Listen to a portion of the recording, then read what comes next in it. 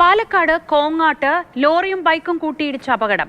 എടക്കാട് വളവ് തിരിഞ്ഞു വന്ന ലോറി ബ്രേക്ക് ചെയ്തതോടെ റോഡിന്റെ മധ്യഭാഗത്തേക്ക് നിരങ്ങുകയായിരുന്നു. തുടർന്ന് എതിർദിശയിൽ വന്ന ഇരുചക്രവാഹനം ലോറിയുമായി കൂട്ടിയിടിച്ചു.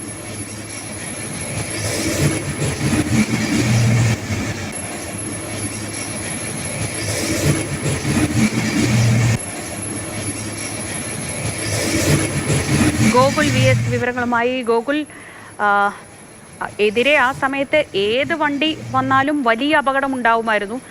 ഇവിടെ സ്ഥിരം പതിവുള്ളതാണോ? ലോറി അമിത വേഗത്തിലായിരുന്നു എന്ന് ഏതാണ്ട് നമുക്ക് ദൃശ്യങ്ങളിൽ നിന്ന് ഊഹിക്കാൻ കഴിയുന്നുണ്ട്.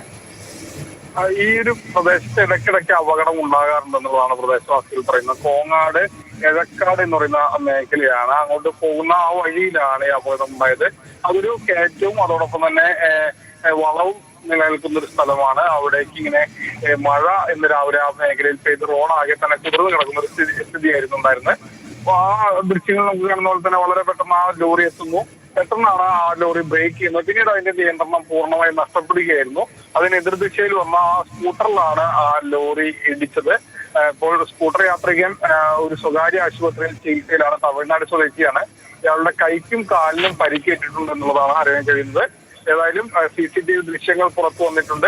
ഈ വാഹനം വേഗത്തിലായിരുന്നു എന്നുള്ളത് തന്നെയാണ് CCTV കാണുമ്പോൾ മനസ്സിലാക്കുന്നത്. ഈ പ്രദേശത്ത് ഇടയ്ക്കിടയ്ക്ക് അപകടം ഉണ്ടാകാറുണ്ടെന്ന് പ്രദേശവാസികളും പറയുന്നു.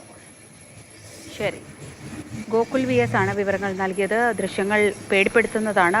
നിയന്ത്രണം വിട്ട ലോറി ആ റോഡിന്റെ ഏതാണ്ട് മധ്യഭാഗത്തേക്കായി നിരങ്ങി നിൽക്കുകയാണ്. പക്ഷെ അവിടെ നിന്നതുകൊണ്ട് ഒരു അപകടം ഒഴിവായി എന്ന് പറയാം.